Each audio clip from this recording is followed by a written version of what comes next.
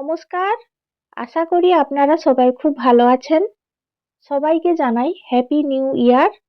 নতুন বছর ২০২৬ সাল সবার খুব খুব ভালোভাবে কাটুক। ভগবানের কাছে এই প্রার্থনা করি।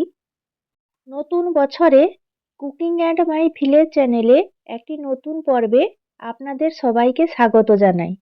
আশা করি আপনারা অনেক অনেক ভালোবাসা দিয়ে আমার রান্নার ভিডিওগুলি দেখবেন আর ভিডিওগুলি ভালো লাগলে সাবস্ক্রাইব করে নতুন বন্ধু হয়ে পাশে থাকবেন।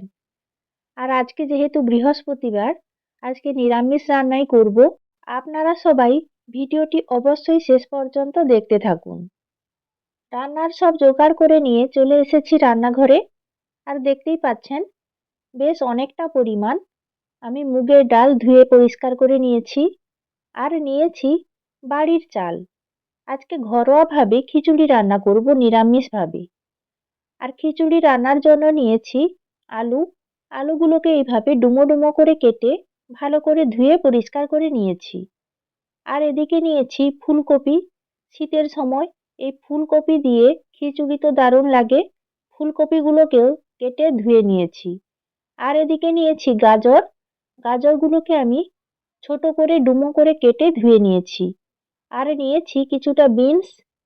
বিনসগুলোকেও ছোট ছোট করে কেটে ভালো করে ধুয়ে পরিষ্কার করে নিয়েছি। নিয়েছি বেশ কিছুটা মটরশুঁটি, খোসা ছাড়িয়ে ভালো করে ধুয়ে নিয়েছি। এবার হালকা গরম জল করে ফুলকপির মধ্যে দিয়ে দিচ্ছি। তাহলে ফুলকপির মধ্যে যদি কোনো পোকা থাকে তাহলে ভালোভাবে বেরিয়ে যাবে। আর এদিকে দেখতেই পাচ্ছেন খিচুড়ি রান্নার জন্য উনুন ধরিয়ে নিয়েছি। এবার উনুনে কড়াই বসিয়ে দিলাম। খিচুড়ি রান্নার জন্য প্রথমে সবজিগুলোকে তো হালকা ভেজে নিতে হবে। তাই কড়াই ভালো করে গরম করে নিয়ে কড়াইতে দিয়ে দিচ্ছি পরিমাণ মতো সাদা তেল। আপনারা চাইলে সর্ষের তেলেও সবজিগুলোকে ভাজতে পারেন। তেল গরম হয়ে গেছে। এবার কেটে রাখা আলু দিয়ে দিলাম। আর দিয়ে দিলাম অল্প একটু লবণ আর অল্প একটু হলুদ গুঁড়ো। এবার নাড়াচাড়া করে লবণ আর হলুদ গুঁড়ো আলুর সঙ্গে বেশ ভালোভাবে মিশিয়ে নেব। আর এইভাবে নাড়াচাড়া করতে করতে আলুগুলোকে আমি হালকা ভেজে নেব।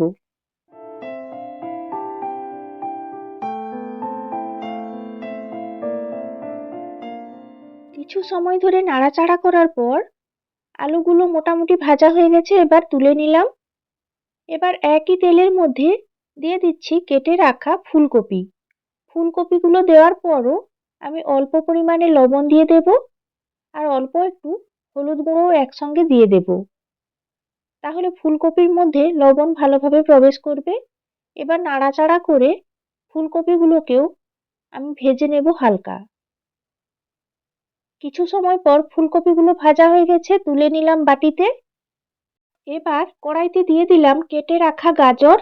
আর গাজরের সঙ্গে একই সঙ্গেই আমি দিয়ে দিচ্ছি কেটে রাখা বিনস। আবার গাজর ও বিনসের মধ্যে অল্প একটু লবণ আর হলুদ গুঁড়ো একইভাবে দিয়ে দিলাম। আর নাড়াচাড়া করে লবণ আর হলুদ গুঁড়ো ভালোভাবে মিশিয়ে নিচ্ছি। আর কিছু সময় ধরে এইভাবে নাড়াচাড়া করে গাজর আর বিনসগুলোকেও আমি হালকা ভেজে নিচ্ছি। বিনস আর গাজর ভাজা হয়ে গেছে, তুলে নিলাম। এবার কড়াইতে তেল দিয়ে দিয়ে দিয়েছি ধুয়ে রাখা মুগের ডাল। নাড়াচাড়া করে মুগের ডাল ভালো করে ভেজে নিচ্ছি। আর মুগের ডাল ভাজা হয়ে গেছে, খুব সুন্দর একটা গন্ধ বেরিয়েছে। এবার তুলে নিচ্ছি। উনুনে এবার হাঁড়ি বসিয়ে দিয়েছি। হাঁড়ির মধ্যে দিয়ে দিচ্ছি পরিমাণ মতো জল। খিচুড়ি রান্নাতে আমি সম পরিমাণ মুগের ডাল ও চাল ব্যবহার করছি। আর চাল ও ডাল ফুটবে সেই মতো আমি একটু বেশি পরিমাণেই জল দিয়ে দিলাম। জল গরম হয়ে গেছে, ভালোভাবে ফুটতে শুরু করেছে। এই পর্যায়ে দিয়ে দিলাম চাল। চাল দিয়ে নাড়াচাড়া করে দিচ্ছি। চাল কিছুটা সেদ্ধ হওয়ার পর এবার দিয়ে দিচ্ছি ভেজে রাখা মুগের ডাল। ডাল দেওয়ার পর আবারও হাতা দিয়ে ভালো করে নাড়াচাড়া করে দিলাম। আর এই পর্যায়ে আমি দিয়ে দিচ্ছি পরিমাণ মতো লবণ। আর এদিকে দেখতে পাচ্ছেন উনুন খুব সুন্দর জ্বলছে। মিডিয়াম আঁচে আমি খিচুড়িটা রান্না করছি। আর এদিকে দেখুন চাল ও ডাল খুব সুন্দর ফুটছে আর ধীরে ধীরে সেদ্ধ হয়ে যাচ্ছে। চাল ও ডাল অনেকটাই সেদ্ধ হয়ে গেছে। এই পর্যায়ে দিয়ে দিলাম পরিমাণ মতো হলুদ গুঁড়ো। আর হলুদ গুঁড়ো দেওয়ার পর ভালোভাবে নাড়াচাড়া করে দিচ্ছি, না হলে হলুদ গুঁড়ো অনেক সময় দলা পাকিয়ে যায়। ভালোভাবে নাড়াচাড়া করে দিলাম। আর এদিকে সেদ্ধ করে রাখা আলুগুলো দিয়ে দিলাম। আলু দেওয়ার সঙ্গে সঙ্গে একই সঙ্গে দিয়ে দিচ্ছি আগে থেকে ভেজে রাখা ফুলকপি। ফুলকপিগুলোকে আমি একটু বড় করে কেটেছি, বেশি ছোট করে কাটলে ফুলকপিগুলো একদম ঘেঁটে যায়। আর ভালোভাবে নাড়াচাড়া করে দিলাম। চাল ও ডাল প্রায় সেদ্ধ হয়ে এসেছে। এই পর্যায়ে দিয়ে দিলাম ভেজে রাখা বিনস ও গাজর। আর ভালোভাবে মাঝে মাঝে নাড়াচাড়া করে দিচ্ছি, না হলে হাঁড়ির নিচে লেগে যেতে পারে। চাল ও ডাল যত সেদ্ধ হবে মাঝে মাঝে নাড়া দিয়ে রাখতে হবে।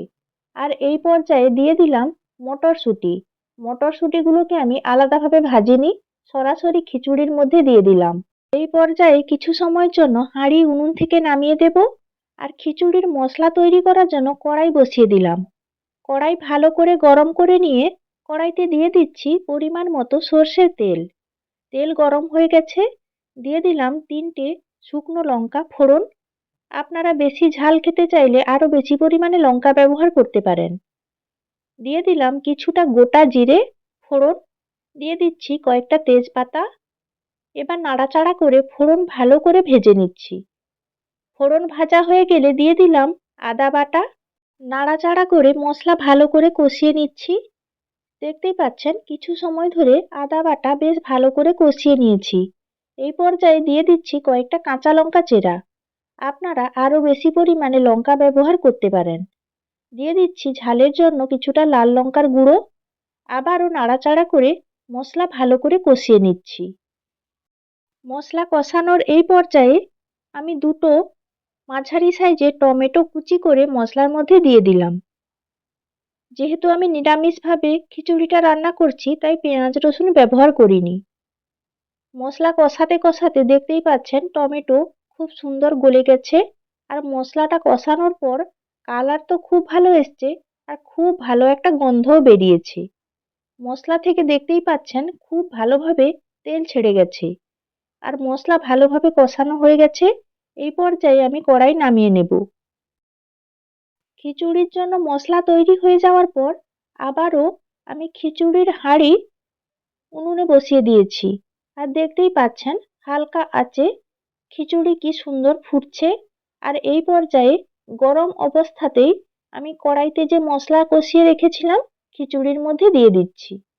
আর আগে থেকেই খিচুড়ির মধ্যে আমি হলুদ গুঁড়ো দিয়ে রেখেছি, তাই মশলার মধ্যে আর হলুদ গুঁড়ো ব্যবহার করিনি। এবার আবারও ভালো করে নাড়াচাড়া করে মশলা মিশিয়ে নিচ্ছি। সবজি চাল ডাল সবকিছু খুব ভালোভাবে সেদ্ধ হয়ে গেছে। আর খিচুড়িতে মশলাও দেওয়া হয়ে গেছে। এই পর্যায়ে আগে থেকে ভেজে রাখা কিছুটা বাদাম আমি দিয়ে দিলাম। আর স্বাদের জন্য কিছুটা চিনি দিয়ে দিলাম। একই সঙ্গে আমি বড় চামচের 1 চামচ ঘি দিয়ে দিচ্ছি। যেহেতু খিচুড়ির পরিমাণ অনেকটাই রয়েছে, তাই আমি বড় চামচের 1 চামচ ঘি উপর থেকে দিয়ে দিলাম। এই পর্যায়ে আপনারা আঁচ একদম কমিয়ে দেবেন। যেহেতু খিচুড়িটা রান্না হয়ে এসেছে, এই পর্যায়ে কিন্তু হাঁড়ির তলাতে লেগে যায়, তাই আমি হালকা হাতে বারবার নেড়েচেড়ে রেখেছি। আর দেখতেই পাচ্ছেন খিচুড়িটা কত সুন্দর কালার হয়েছে, আর দারুণ একটা গন্ধ বেরিয়েছে। আর গন্ধটা যাতে আরও ভালো হয়, তার জন্য বাড়ির বাগান থেকে ধনে পাতা তুলে এনে উপর থেকে ছড়িয়ে দিলাম। আর যেহেতু বাড়ির বাগানের, তাই আমি একটু বেশি পরিমাণেই ধনে পাতা ব্যবহার করলাম। গরম গরম খিচুড়ি তৈরি হয়ে গেছে। আর এই পর্যায়ে আমি নামিয়ে নেব, কারণ খিচুড়ি ঠান্ডা হওয়ার পর আরও অনেকটা ঘন হয়ে যাবে আর বসে যাবে। খিচুড়ির সঙ্গে খাওয়ার জন্য ভেজে নিয়েছি গরম গরম বেগুনি, খাওয়া পুরো জমে যাবে। আর এদিকে বাড়িতে তৈরি করা কয়েকটা গয়নার বড়িও ভেজে নিয়েছি। গরম গরম খিচুড়ির সঙ্গে একটু চাটনি না থাকলে ঠিক জমে না, তাই তৈরি করে নিয়েছি টমেটোর চাটনি।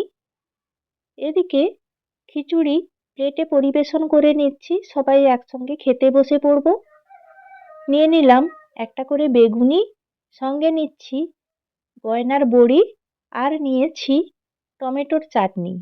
দেখুন দেখতে কত সুন্দর লাগছে, আর দেখে তো জিভে জল চলে আসছে। খেতেও খুব ভালো হয়েছে। আশা করি খিচুড়ি রান্নার ভিডিওটি আপনাদের ভালো লেগেছে। আর ভিডিওটি যদি আপনাদের ভালো লেগে থাকে, লাইক, শেয়ার ও কমেন্ট করে পাশে থাকবেন।